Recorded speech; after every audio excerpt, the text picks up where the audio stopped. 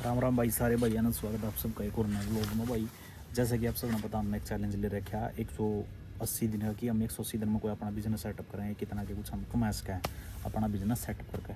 तो भाई हमने डेयरी फार्मिंग कर दी थी स्टार्ट, क्योंकि हमारे पास यही ऑप्शन था, क्योंकि हम खेत में रहो, हमने प्लस पॉइंट है इस चीज़ का। तो हमने यही समझ में आया। बात करें भाई इस चीज़ में कि मतलब ज़्यादातर लोग का कि मेरा भी पहले यही क्वेश्चन था कि इस साइड तो मेहनत पूरी करता है लेकिन वो प्रॉफिट नहीं निकल का अंदाज जो हमने चाहिए, क्योंकि 50% प्रॉफिट है, 50% इसमें खर्च हो जाए। तो मैं आपने कुछ सोल्यूशन दूंगा इन चीज़ के, जितना कि मेरा समझ में आया उतना का अपना सोल्यूशन दूंगा इस चीज़ का। सबसे पहली चीज़ है कि भाई फीड इनबैलेंस होना। ठीक है, फीड इनबैलेंस का मतलब है कोई सस्ता फीड महंगे भागा ले लिया और रिजल्ट नहीं आ रहा, आप पैसे ज़्यादा लगा रहे हैं।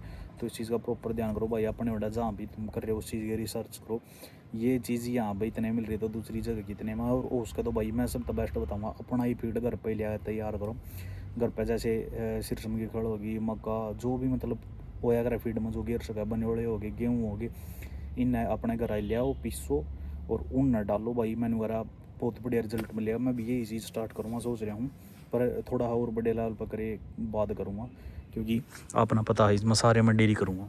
तो ये वो डेयरी करूँगा जब जब करूँगा मैं ये सौदा। ज़्यादा करा भाई सारी चीज़ मैनेज हो नहीं पाती, क्योंकि छोटी जगह है, 4-5 भैंस है इसका। ठीक है, दूसरी चीज़ है कि भाई जैसे कि कितना दूध होया और रोज़ का कितना खर्च होया, ये सारी चीज़ लिखना, ये भी एक बहुत बड़ी चीज़ हो जाए। अगर हम लिखे नहीं तो हमें पता कैसे लगेगा हमारा प्रॉफिट हो कितना रहा है। ठीक है, तो हर रोज़ लिखो डेली मिल्किंग कितनी हुई है, और रूटीन का भी ध्यान रखो भाई, क्योंकि रूटीन बिना कुछ भी को नहीं डेयरी फार्म है। रूटीन का लॉस भाई नहीं ले लो, टोटल लॉस मजा है बात। क्योंकि सुबह शाम देखो, मैं बताऊँ अपना ज़्यादातर भैंस ऐसी भी निकल जाऊँ भाई, जैसे कि हमने मिल्किंग करनी है। ठीक है, हम उस टाइम तक लेट हो गए तो वह दोबारा मतलब या तो वो बैठने नहीं देगी, और अगर बैठी तो फिर वह कम या ज़्यादा दूध देगी। ठीक है, और क्या पता कम भी दे, क्यों खड़ जाए हो जाए, डिस्टर्ब हो जाए पशु। तो इस चीज़ का ध्यान रखे। और भाई इनका सोल्यूशन बताऊँ तो हमने कुछ खास नहीं है, छोटी छोटी चीज़ है, ऊपर रिकॉर्ड भाई। ठीक है, हर एक चीज़ का हमारे यहाँ पे इतना खर्चा हो गया, हमने इतना कमा लिया, जो भी चीज़ है। ठीक है, इस चीज़ का ध्यान रखना, रिकॉर्ड लिखना बहुत ज़रूरी है, मैंडेटरी है भाई। मैं नॉर्मली बात कहूँ, ये लिखना बहुत ज़रूरी है, मैंडेटरी है। अगर डेयरी फार्मिंग करते हो तो लिखना तो पड़ेगा, अगर लॉस में नहीं जाना। उस तो अपने न्यू भी पता लग जाए कौन सी भैंस और कौन सी गाय कितना दूध दे रही है, लॉस में है या कैसे हैं, इसलिए वो करना, हिसाब करना। ठीक है, आए मंथ में, हर एक मंथ के लास्ट में और उसका तो बीच में भी एक बार ज़रूर हिसाब करें, अगर जिस हिसाब नहीं मिलेगा आपका कितना मिल्क हो गया, अपना टारगेट के लिए चल रहे थे। तो इस चीज़ का प्रॉपर ध्यान रखें और लिखा ज़रूर करो। ठीक है, लिखे बिना भाई कुछ भी नहीं है। और मंथ में तो एक बार ज़रूर हिसाब करना, आप कहीं भी दूध दे रहे हो, कितना अपना खर्चा है, कितना अपना बचा, उसमें अपना बेरा लगा परसेंटेज उसमें निकलेगी कि आप कितना परसेंट बचा रहे हो। तो इस चीज़ का जरूर ध्यान रखें। भाई हमारे लिए जुटो ज़्यादा से ज़्यादा भाई, मैं आगे बहुत कुछ करना चाहूँ और बहुत कुछ करूँगा भी। ठीक है, तो सारे भाई देखो भाई, ये स्ट्रगलर बंदे बस नाम नाम का नहीं है भाई, वाकई में ज़िंदगी में स्ट्रगल चल रहा है फिलहाल। तो सारे भाई देखो भाई, जुड़ो हमारी गली।